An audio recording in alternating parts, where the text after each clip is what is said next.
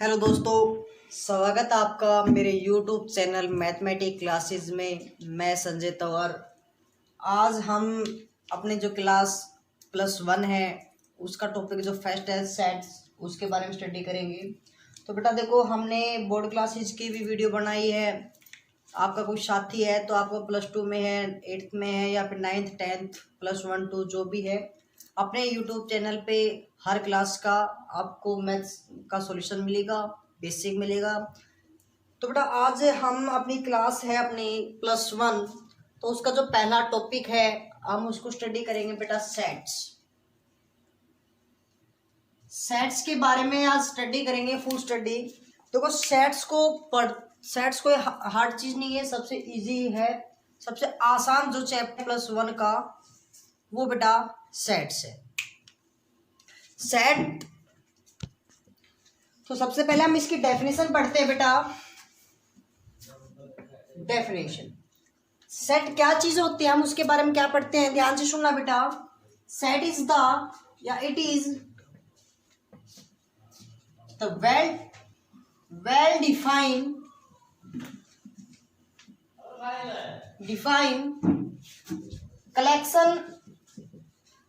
collections of the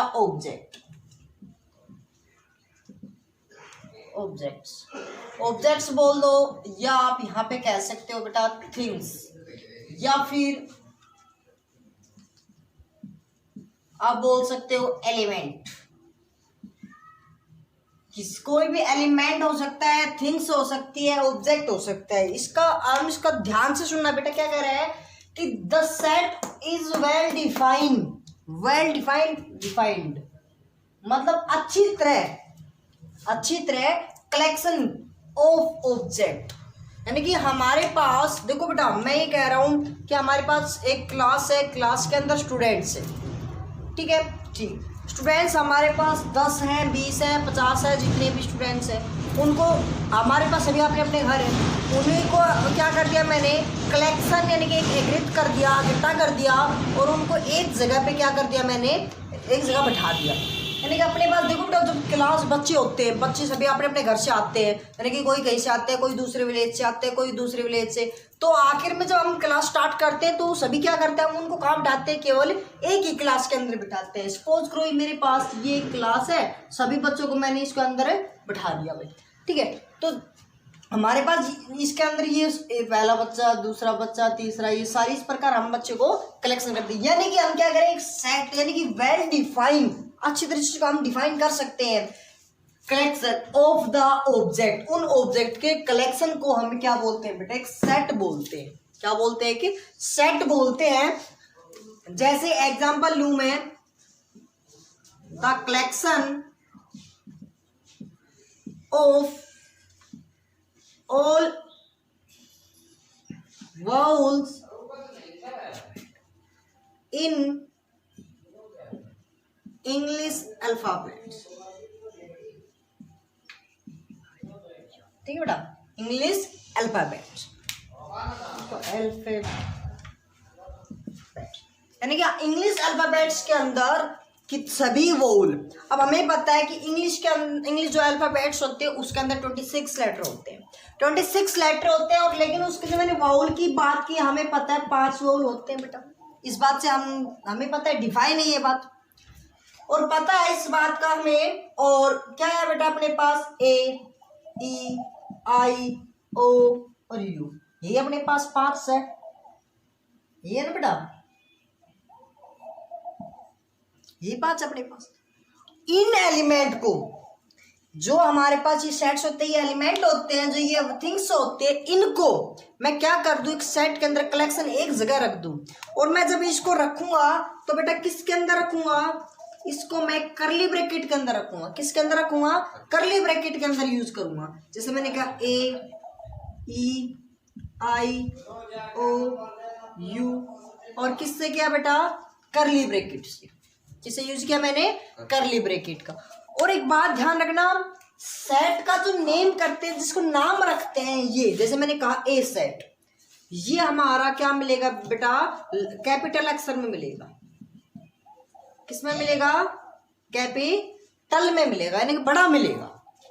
और जो हमारे एलिमेंट होंगे वो किस में मिलेंगे बेटा, हमारे स्मॉल में मिलेंगे। ठीक है, स्मॉल अल्फाबेट्स में मिलेंगे। बात समझ में आ गई इस बात की।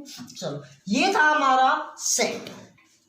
सेट हमने बताया बेटा, सेट क्या होता है? Set is the well defined collection of the object, या फिर थिंग्स बोल सकते हो, या फिर उसको एलिमेंट्स बोल सकते हो।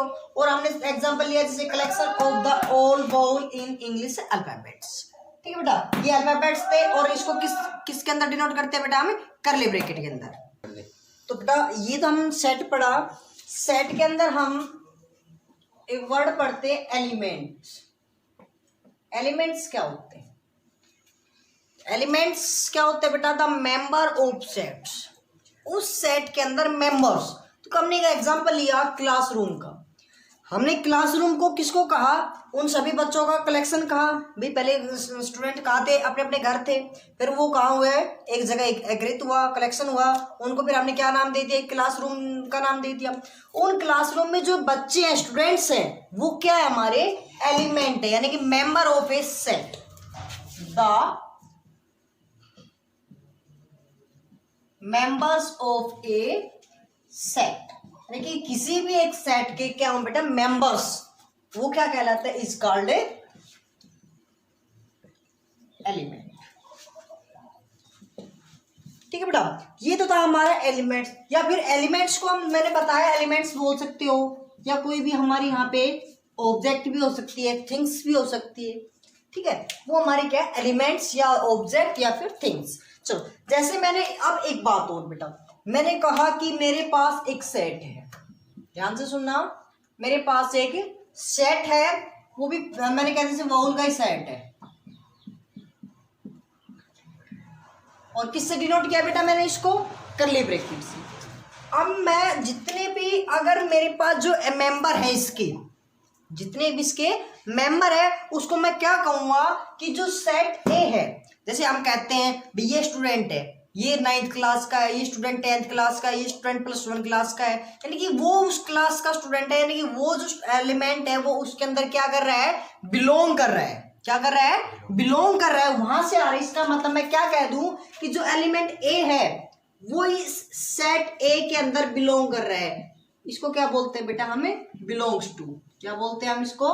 Belongs to. A small A belongs to capital A, यानी कि जो ए एलिमेंट है वो ए सेट के अंदर क्या है? बिलोंग्स कर रहा है, उसके अंदर प्रेजेंट है। बात समझ में आई इस बात की?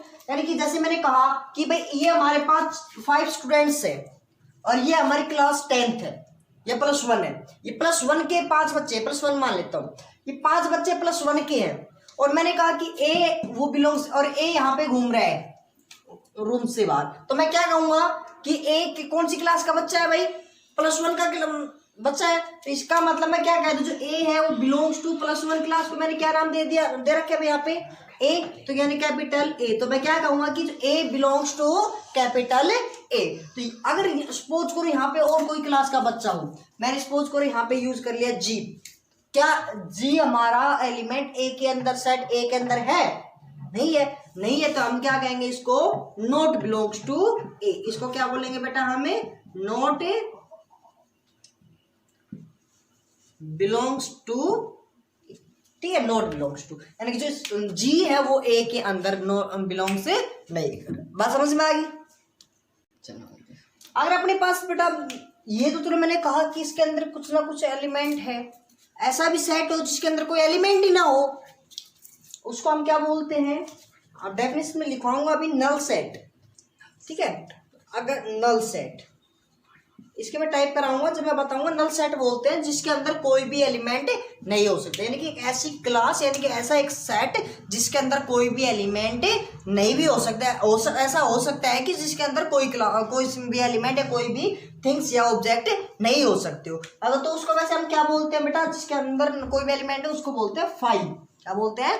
फाइव। या हम टाइप करेंगे ना तब समझेंगे। देखो आगे, तो सेट के बाद अपना है बेटा रिप्रेजेंटेशन ऑफ सेट। सेट को हम रिप्रेजेंट कैसे करते हैं, यानी कि अपने जो फॉर्म होती है, कितनी फॉर्म की होती है?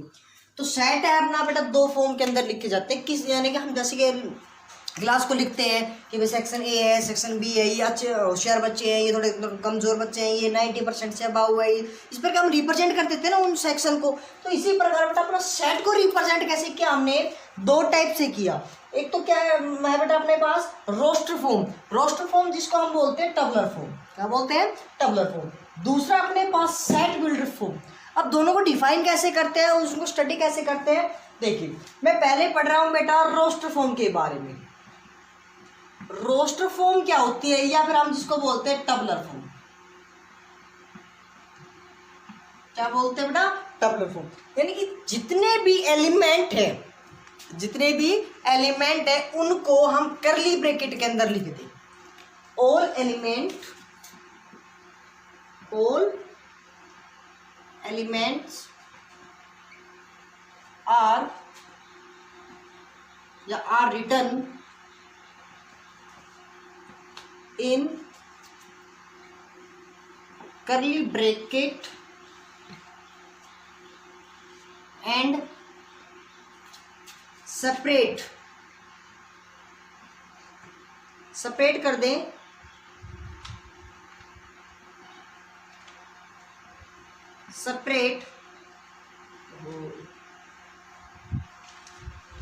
separate by comma। कोमा से क्या करते हैं हम उसको अलग अलग करके लिख दे, और किसके अंदर लिखे बेटा हमें करली ब्रैकेट के अंदर लिखे। मेन जो बात थी वो अपनी ये है, यानी कि जितने भी एलिमेंट है उनको हम किसके अंदर लिख दे बेटा करली ब्रैकेट के अंदर लिख दे। जैसे मैंने कहा भाई ध्यान से सुना, क्या मेरे पास एक एग्जांपल ले रहा हूं कि 4x + 9 < 50 50, यानी कि जो मेरी x की वैल्यू है वो यहाँ पे क्या हो कि जितनी क्या क्या हो सकती है, जिसकी वैल्यू इसके अंदर पुट कर दूं और वो क्या हो बेटा <50 हो। तो देखो ध्यान से देखो सबसे पहले, और यहाँ पे मैं एक बात कहूँ, n belongs to natural number, n belongs to natural number. तो जो n नेचुरल नंबर का मतलब है, सॉरी x है यहाँ पे, तो हम यहाँ पे लेंगे x बिलोंग्स टू। तो जितनी भी x की वैल्यू ले वो कहाँ से होनी चाहिए, सारी जितनी भी वैल्यू वो सारी नेचुरल नंबर होनी चाहिए, कोई भी नेचुरल नंबर से बाहर नहीं होनी चाहिए। ठीक है बेटा, नेचुरल नंबर क्या होता है वैसे, जो 1 2 3 इस प्रकार काउंटेबल नंबर। ठीक है बेटा, चलो हमने देखो जब 1 यहाँ पे 1 पुट करके देखा, 1 पुट किया भाई, सबसे पहले 1 पुट किया तो 1 4 जा 4 प्लस में, तो इसका मतलब मेरे पास 1 सेटिस्फाई है, इस बात को 1 है। 2 पुट किया भाई 8, हाँ 2 भी है। 3 पुट किया तो 12, यहाँ 3 भी है, 4 भी है। 5 करेंगे तो 5 भी है, 26 करेंगे तो 6 भी है। 7 करेंगे तो 7 भी है। 8 करेंगे तो 8 भी है। 9 करेंगे तो 9 भी है। 10 करेंगे, ध्यान से देखना, 10 करेंगे तो 10 4 जा 40 और 9 49, यानी कि हाँ 10 भी ओबे कर रहा है। जब मैंने 11 पुट किया तो बेटा 11 4 जा 44 प्लस 9 यानी कि 53। नहीं, इसका मतलब लेस देन नहीं है ना, ग्रेटर देन चले गया, तो इसका मतलब ये सेट है यही करता। इनको मैंने देखो क्या कहा, सेपरेट कर दिया, किससे, कोमा से सेपरेट कर दिया, अलग अलग कर दिया, और इसको किसके अंदर लिख दूं, आर रिटन इन ए करली ब्रैकेट, और इनको मैं किसके अंदर लिख दूं बेटा करली ब्रैकेट के अंदर लिख दूं। मैं इस ना सेट को किस कैपिटल लेटर से नाम से क्या दे दिया, इसको रिप्रेजेंट कर दिया। तो क्या होगा बेटा, जो ये मेरी फॉर्म है वो कौन सी फॉर्म है, रोस्टर फॉर्म, या फिर जिसको बोलते हैं हमें टबलर फॉर्म। समझ में आ गया। तो अगली जो टाइप है अपने अगले फॉर्म है वो बेटा set builder form. Set builder form क्या होती है, देखो हमने रोस्टर फॉर्म को पढ़ा भाई, जो हमने करली ब्रैकेट के अंदर रिप्रेजेंट करी। सेट बिल्डर फॉर्म क्या होता है, जस्ट इससे उल्टा होता है, क्या कि इसको किसी एक ऐसी प्रॉपर्टी के अंदर लिखें, ठीक है, ऐसी प्रॉपर्टी के अंदर लिखो जो गिवन सेट है वो उसको सेटिस्फाई कर दे। क्या होगी बेटा, all properties are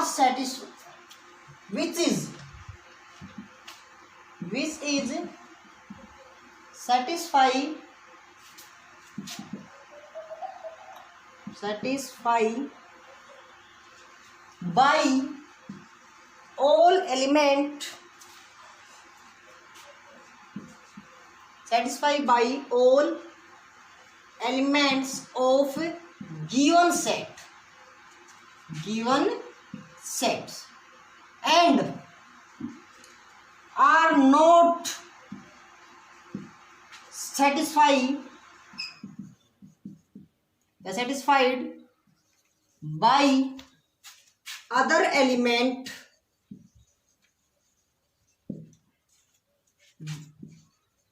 which is outer the set। इस बात को अब जो बहुत इंपॉर्टेंट है, ध्यान से सुनना। जो हमारी डेफिनेशन थी वो क्या थी?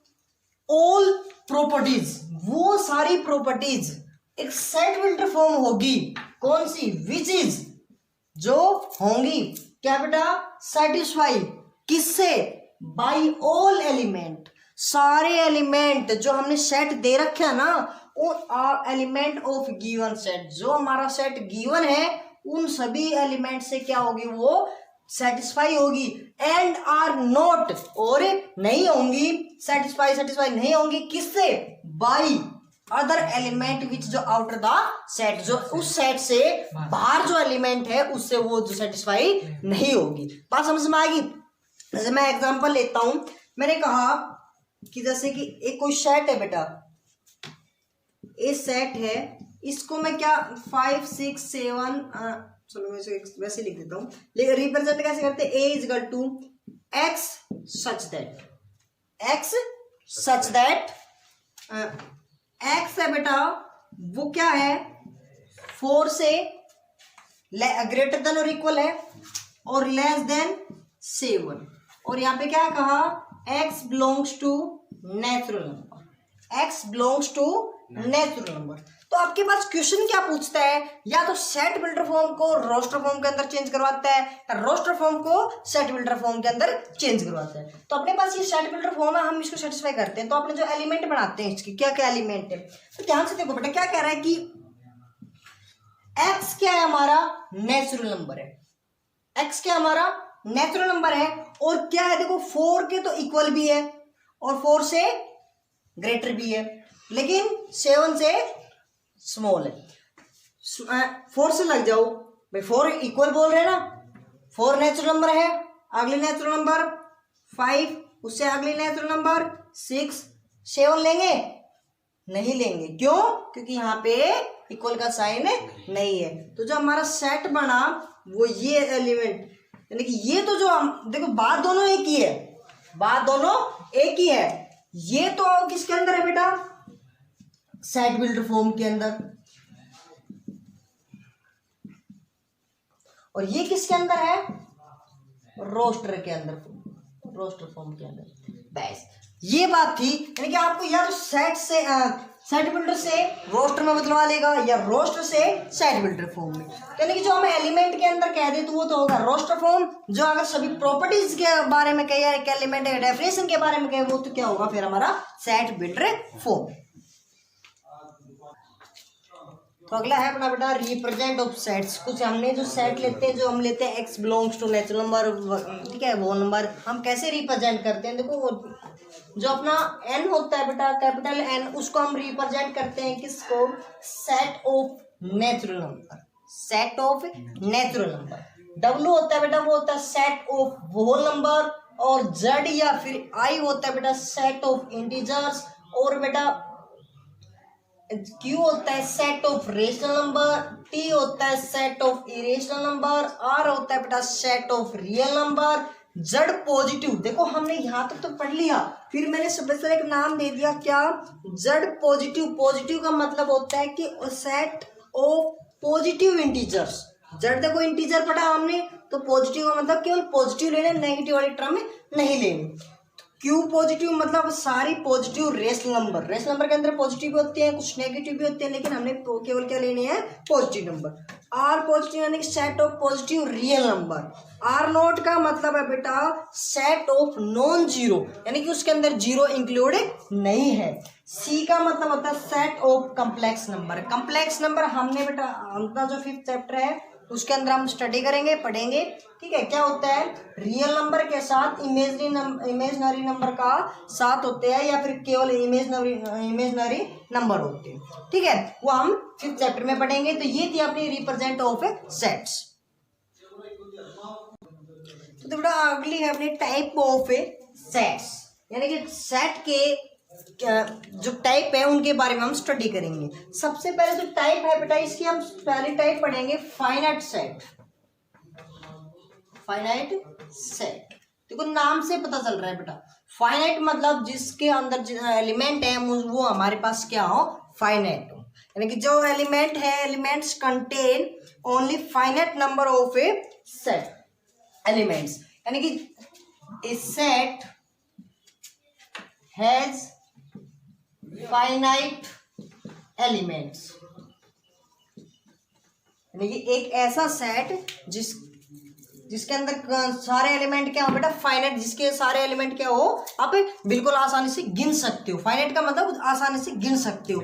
जैसे काउंटेबल बोल दो, जैसे हम कह दें कि एक क्लास के अंदर 26 स्टूडेंट्स है, हम काउंट कर सकते हैं, फाइनाइट है बिल्कुल, यानी कि निश्चित, बिल्कुल निश्चित जो है उसको हम बोलते हैं, निश्चित एलिमेंट को हम क्या बोल देंगे, एक फाइनाइट सेट है। जैसे मैंने कह दिया बेटा A इज इक्वल टू, एक सेट ले लिया मैंने, चलिए लेते हैं 1 2 3 4 5 6 7 8 9 10। एक एलिमेंट एक सेट है बेटा 1 2 3 4 5 6 7 8 9 10, जिसके अंदर 1 से लेकर 10 तक सारे एलिमेंट क्या है बेटा, फाइनाइट, हम काउंट कर सकते हैं। या फिर हमारा एक सेट बोल दे, A is set such that, ये भी कर देता हूं मैं, X such that X less than equal to 100 और X belongs to natural number. क्या ये सेट फाइनाइट सेट है? ध्यान से सुनना बेटा, अगर ये केवल इतना कहता कि X is that X belongs to natural number, तो नेचुरल नंबर यानी कि हमारे पास सेट तो है लेकिन फाइनाइट सेट नहीं। क्यों? वो भी नेचुरल नंबर, केवल नेचुरल नंबर। नेचुरल नंबर क्यों नहीं है? क्योंकि हम उसको काउंटेबल नंबर है लेकिन गिन नहीं सकते कि नेचुरल नंबर कितनी है। लेकिन इसके अंदर एक कंडीशन दे दी इसने, क्या, X है वो लेस देन और इक्वल टू क्या है बेटा, 1000, यानी कि स्टार्टिंग कहाँ से होती है बेटा नेचुरल नंबर की, 1 से 1 2 3 4 अप टू कहाँ तक, 1000 तक। यानी कि क्या ये 1 से 1000 तक काउंट कर सकते हैं? हाँ कर सकते हैं। तो इसका मतलब जो ये सारी सेट है वो हमारी क्या हो जाएगी बेटा, एक फाइनाइट सेट हो जाएगी। जो अगली टाइप है बेटा वो है अपनी इनफाइनाइट सेट। इसके अंदर हम कह दे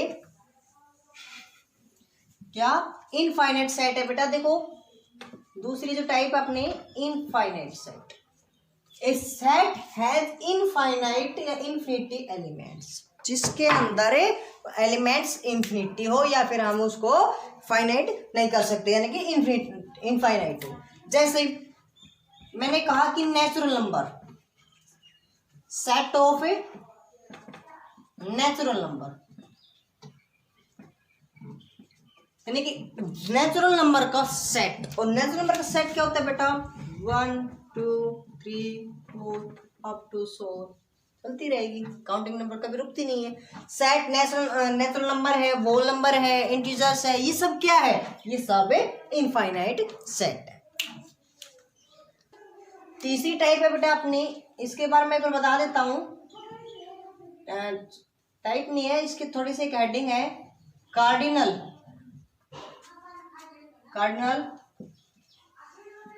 number of A finite set,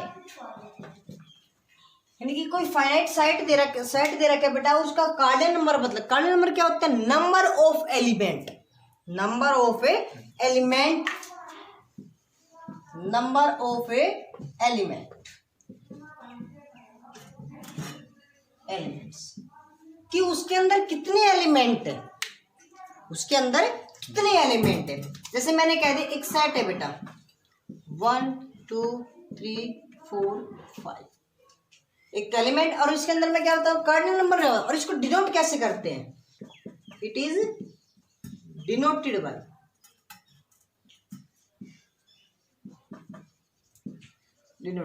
कैसे करते हैं भाई, नंबर, इसका होता है NO, मतलब नंबर ऑफ सेट ए, यानी कि सेट ए का कितने एलिमेंट है। तो आप काउंट करेंगे तो 1 2 3 4 5, यानी कि 5 एलिमेंट है। यानी कि हमने क्या कहा कि n ऑफ ए, यानी number of element of set A is equal to 5।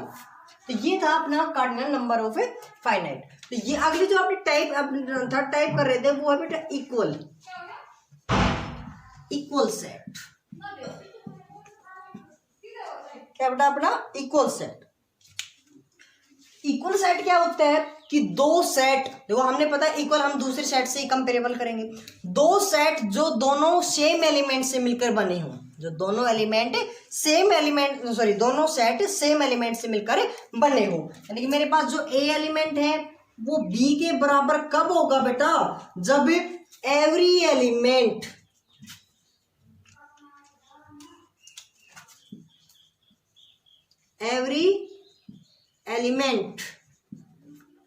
Are in A, सारे एलिमेंट किसके अंदर हो बेटा, सेट ए।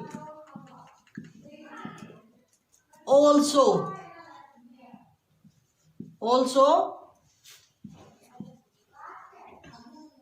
एवरी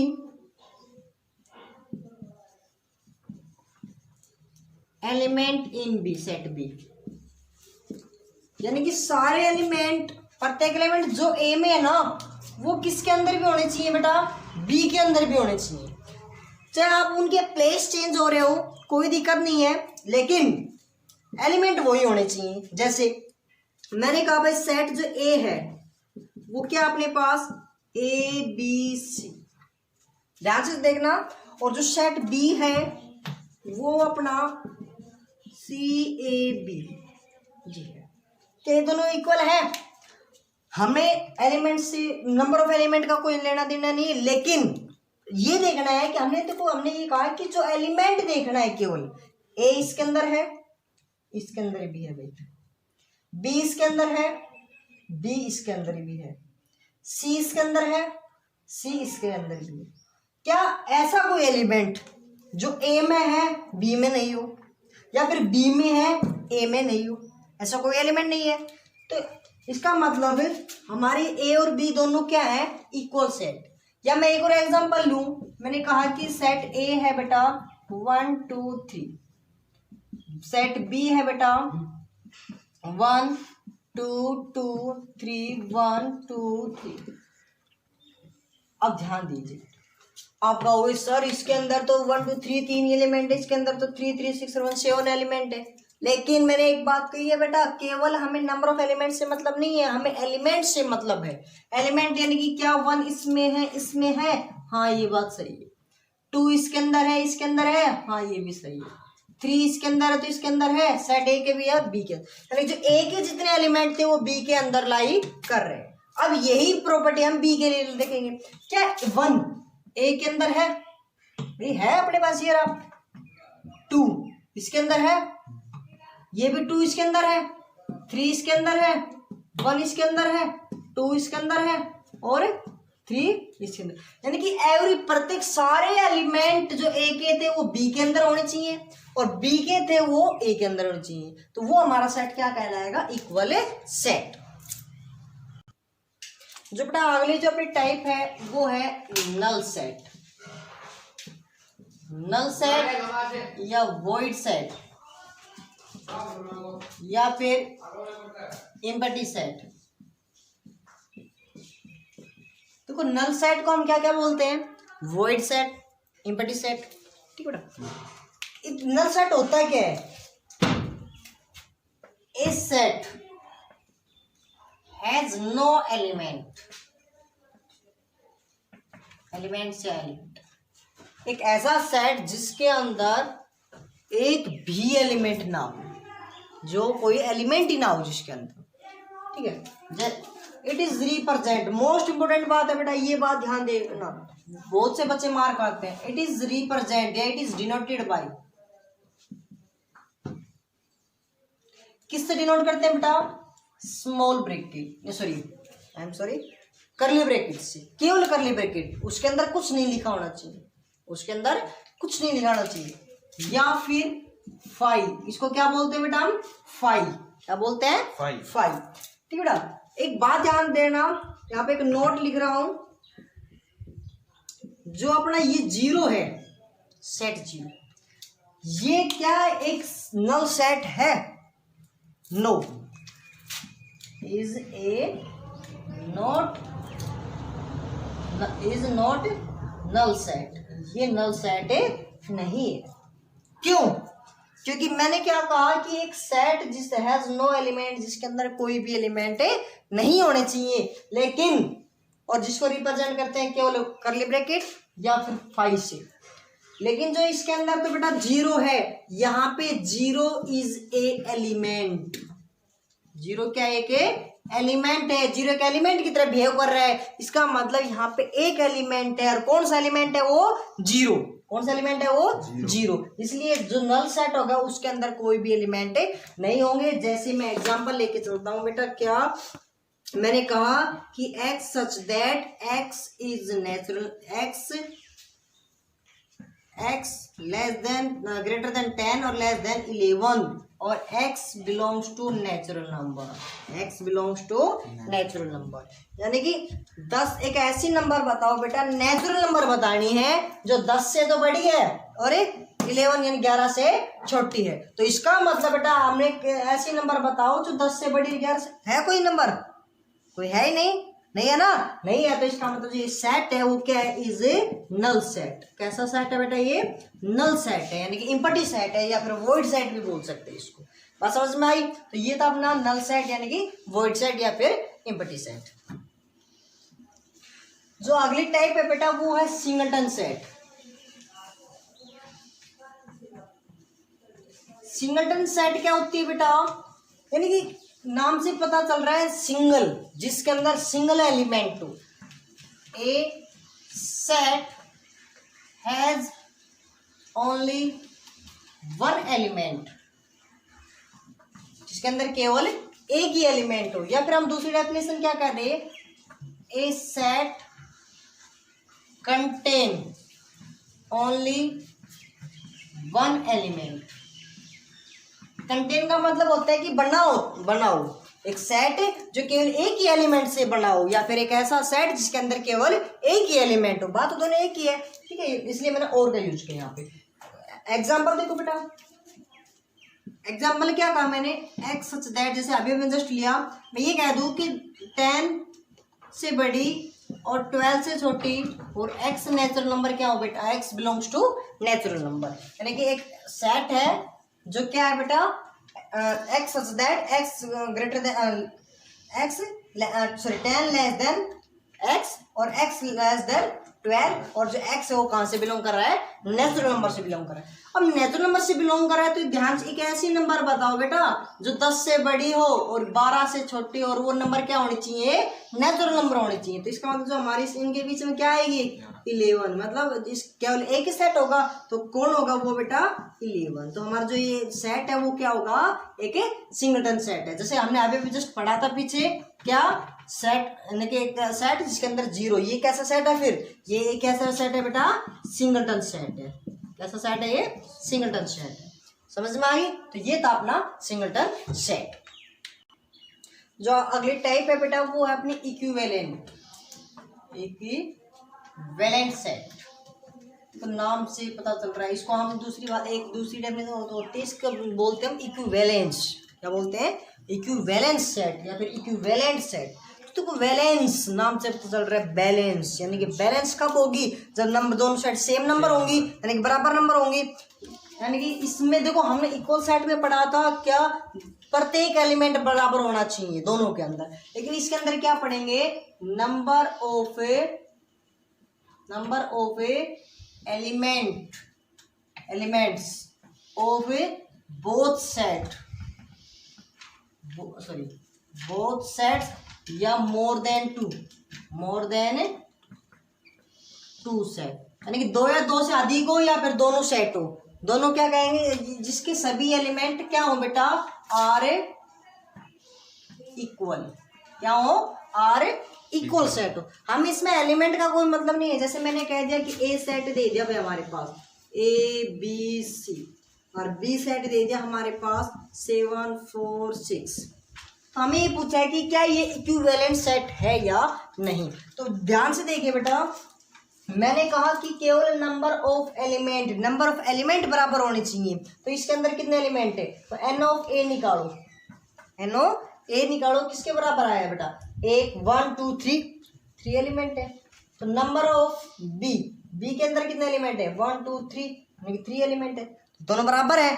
जब दोनों बराबर तो हम क्या कह सकते हैं, number of A is equal to number of A B, यानी कि जो ये दोनों एलिमेंट है वो क्या है बेटा, हमारे इक्विवेलेंट सेट है। अगर हम हमसे इसी क्वेश्चन को देखे ये कहता है कि इक्वल सेट है, तो हम ये देखते ए इसके अंदर है लेकिन इसके अंदर नहीं है, तो इसका मतलब ये क्या इक्वल सेट है, नहीं है, ये केवल कैसा सेट है, इक्विवेलेंट सेट है। ये बात समझ में आ गई। चलो अगर आप देखो इसी प्रकार आपको सेट दे दिए, मैंने कहा कि A B C D E ये सेट दे दिए और इनकी सेट को दे दिया। जैसे मान लो सपोज करो ये आ जाए, नंबर ऑफ ए आ जाए वो सी के बराबर है और ई मतलब डी के बराबर है, तो हम क्या कहेंगे, तो ये तीनों तो इक्वल सेट हो जाएंगे। अगर ये तीनों बराबर है तो मतलब जो जितने भी बराबर हो, ये दोनों बराबर है तो ये दोनों इक्वल सेट हो जाएंगे, अगर ये दोनों बराबर है तो ये दोनों इक्वल सेट हो जाएंगे, अगर ये दोनों बराबर तो ये दोनों इक्वल सेट हो जाएंगे।